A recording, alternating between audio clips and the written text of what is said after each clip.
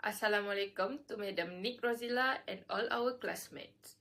Today, our group will be presenting our project title Analysis of Cooperative Financial Performance, a trend and cooperative study of Nestle Malaysia Berhad and Fraser and Neave FNN for the year 2020 to 2024. We are from Group 2, Class A08. My name is Nik Diana Batrisyia Binti and my metric number is 2024-2014-84. First, let's look at a short overview. Nestle is the world's largest food and beverage company, originally founded in Switzerland back in 1866. It began operation in Malaysia in 1912, so it has been part of our country for more than 100 years. The headquarters is located in Selangor, and the company operates several factories across Malaysia. Nestle owns many popular household brands that we all know, such as Milo, Maggi, Nescafe, KitKat, and Nestle ice cream. In addition, Nestle Malaysia is also a public listed company on Bursa Malaysia under the stock code Nestle 4707. Now, why did we choose Nestle Malaysia Berhad? Firstly, Nestle products are part of our daily lives, which make the company very familiar to us. Secondly, the brand is well trusted and widely used by Malaysians, which makes it relevant. Thirdly, from a financial point of view, the company is strong and stable, making it interesting for us to analyze. Lastly, Nestle serves as a very good case study to understand how a big multinational company manages both debt and profit. That is our introduction to Nestle Malaysia. And now, we will continue with the next part of our presentation. Assalamualaikum and hi everyone. My name is Alyaa Batrisyia Binti Mohd. My metric number 2024-202398. Now, let's look at short overview Fraser and Neave FNN. Fraser and Neave Holding BHD or FNN is one of Malaysia's leading food and beverage companies. Established in 1883, the company has a long history and a strong reputation in the industry. FNN produce a wide range of products such as soft drinks, dairy items, and packaged food. Some of its popular brands include 100 Plus, FNN Magnolia, and FNN Switzerland Condensed Milk, which are well loved by consumers in Malaysia and also recognized in international markets. With its wide distribution network, FNN is able to reach customers locally and globally. The company continues to focus on quality, innovation, and sustainability, ensuring it stays relevant to consumer needs while also being responsible towards society and the environment. In short, FNN is a trusted brand that combines tradition with innovation and remains a strong player in the food and beverage industry. Next, why we choose Fraser and Neave Holding BHD or FNN because it is one of Malaysia's leading food and beverage companies with a long history dating back to 1883. Over the years, FNN has built a strong market presence and is well recognized for its wide product range, which include beverage, dairy products, and packaged food. Another reason we selected FNN is because the company provides strong and reliable financial data, which is very useful for our analysis. Its consistent performance makes it a good example for ratio comparison, allowing us to study areas such as liquidity, profitability, and leverage. By analyzing FNN, we are able to gain valuable insight into the financial health of a well-established company and better understand the dynamic of the food and the beverage industry. That is our introduction about Fraser and Neave. Now, let's continue to our next part presentation.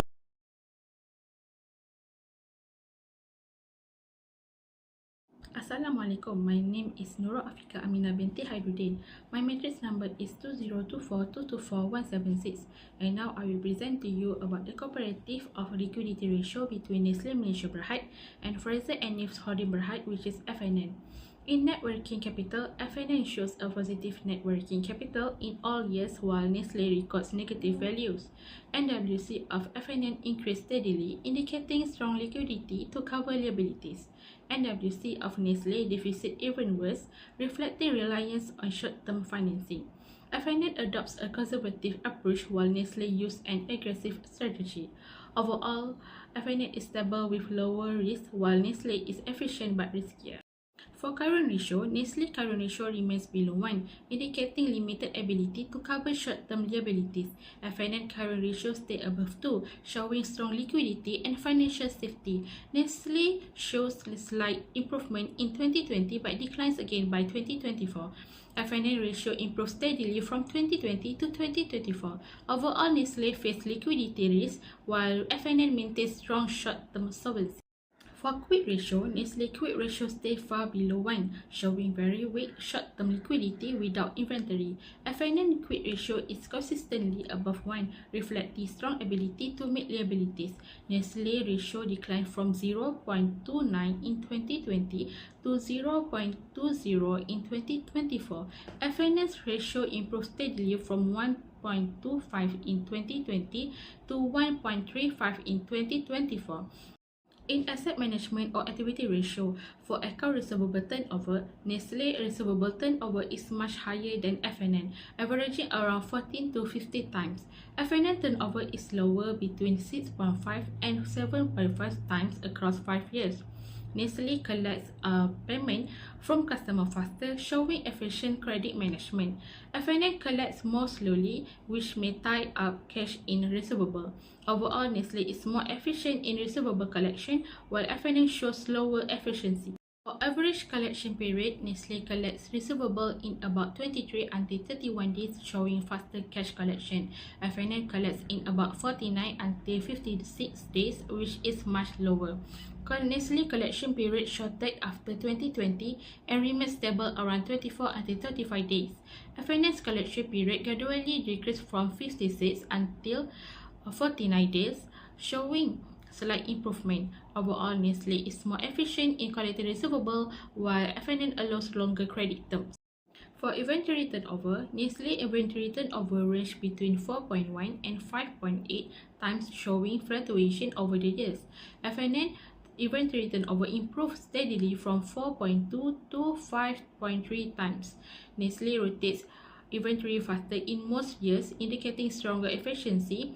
FIN show a slower but consistent improvement in managing inventory. Overall, Nestle is more efficient but less stable, while FIN is stable with gradual improvement. For fixed asset turnover, Nestle fixed asset turnover range from 3.4 to 4.0, showing strong but slightly fluctuating efficiency. FIN ratio improved steadily from 2.8 in 2020 to 3.5 in 2024. Nestle is generally more efficient in utilizing fixed assets to generate sales. FIN shows consistent improvement, closing the gap with Nestle by 2024. Overall, Nestle remains more efficient, while FIN demonstrates steady growth in asset utilization.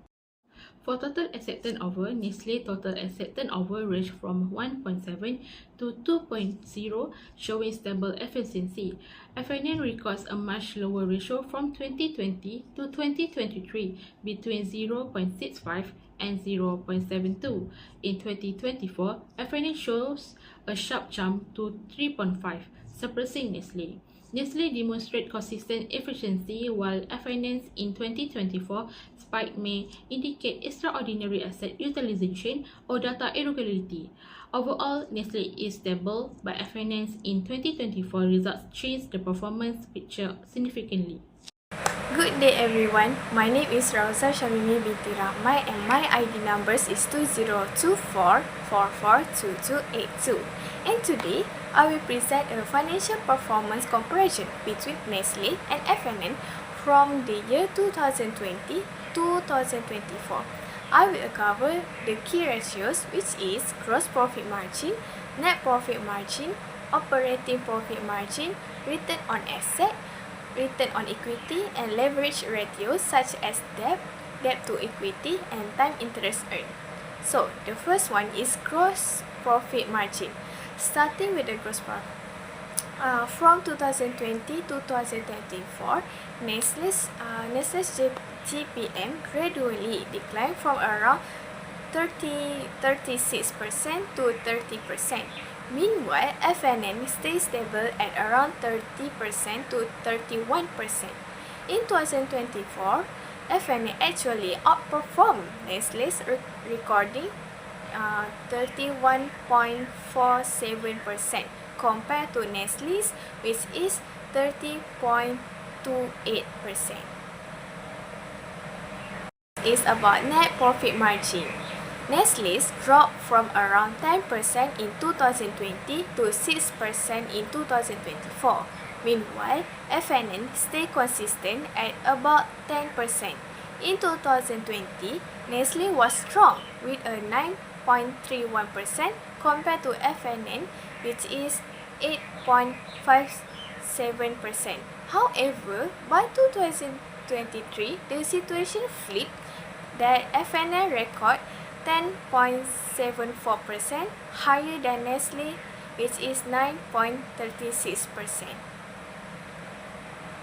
Is operating profit margin, which is the Nestle OPM, fell sharply around 13% in 2020 to 6% in 2024.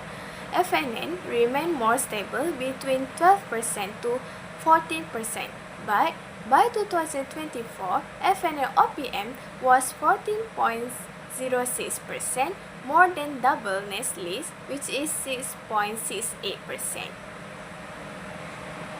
Now, looking at return on asset, which is Nestle declined from 19% to 10%, while FNN stayed around 11% to 10%.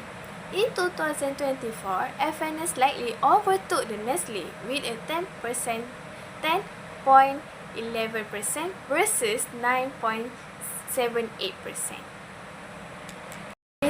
For return equity, Nestle was extremely high, almost 100% in early years. But in 2024, it fell to 75.91%. FNN, on the other hand, was steady at around 15 to 16%. This shows Nestle's higher leverage effect compared to FNN. Now, for a debt ratios, Nestle carry a much heavier debt load, around 80 to 85 times, while FNN was only about 33 to 36 times. Equity ratio for the Nestle was almost much higher, between 4 to 5 times, compared to the FNS is 0.5 times. For a time interest earned, Nestle looked stronger, between 48 to 77 times compared to FNN, which is 13 to 15 times. Assalamualaikum and hi to madam and all my friends. My name is Amyra Syafiqah Binti and my matrix number is 202443058.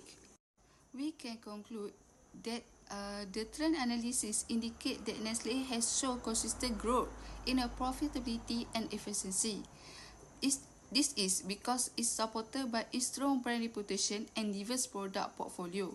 In contrast, FNN records moderate but steady progress, particularly in managing assets and maintaining healthier debt level, although its overall profit margin remains lower compared to the Nestle. From the comparative analysis, Nestle outperformed FNN in terms of profitability ratio, reflecting stronger cost control and revenue generation, while FNN demonstrates greater strength in liquidity and solvency, highlighting its more conservative financial structure. Overall, Nestle is financially stronger and better suited for investors seeking growth, while FNN offers stability and lower risiko, making it attractive to more cautious investors.